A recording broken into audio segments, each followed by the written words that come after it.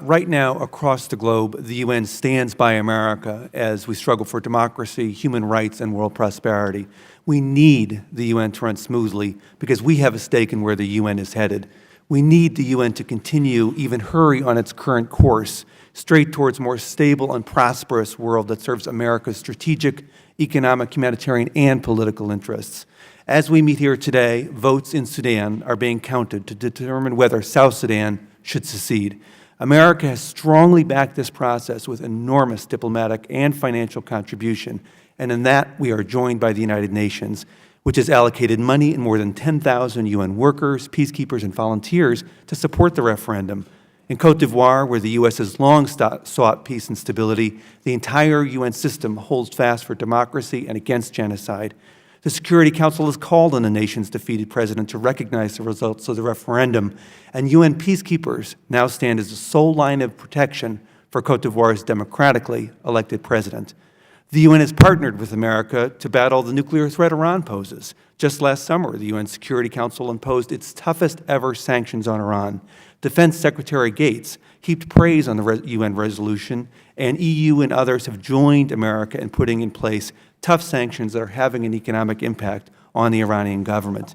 In Afghanistan, the UN has joined American forces to promote security and battle the rise of extremist forces.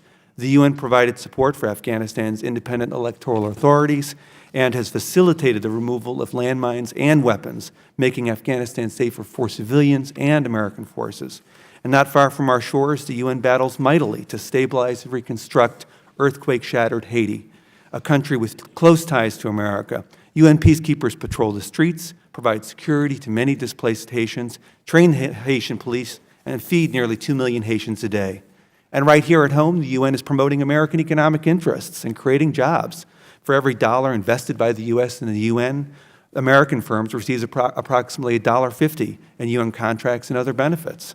As we've heard from the witnesses who preceded me, the UN is not a perfect institution, but it serves a near-perfect purpose to bolster American interests from Africa to the Western Hemisphere and to allow our nation to share the burden of promoting international peace and stability.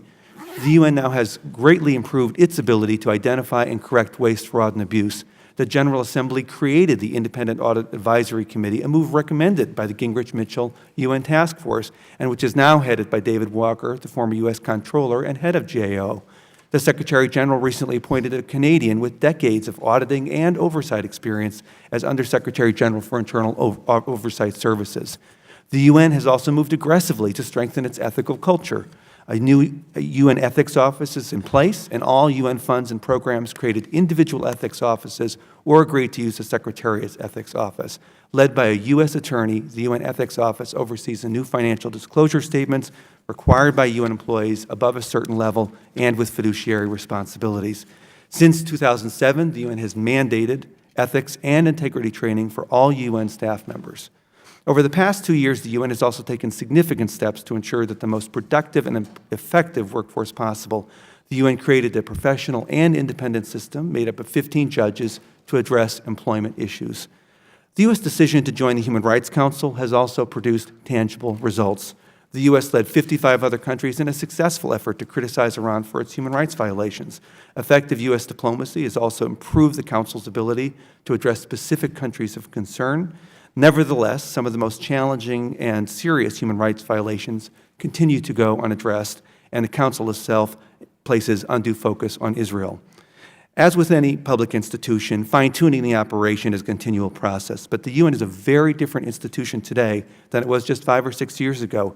The UN has implemented most of the reform recommendations made by the congressionally mandated task force on the UN and by Paul Volcker's Independent Investigation Commission. But further progress will not happen unless the U.S. is at the table pressing for changes.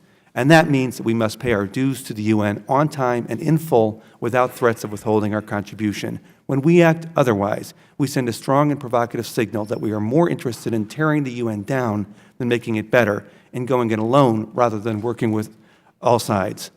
Over the last few years, as Congress has paid our dues without drama and delay, we have been able to work well with the UN to move forward on many important management changes. And polls tell us that this is the cooperation is what the American people want. In bipartisan research released by BWC this October, 63% of Americans support payment of U.S. dues to the UN on time and in full, and 70% felt the same way about UN peacekeeping dues. But in the end, we need to pay our UN dues, not just because it's popular, but because it's necessary to maintain a healthy UN ready to stand by America and our deep and abiding interest in peace, stability, and democracy around the world. Thank you.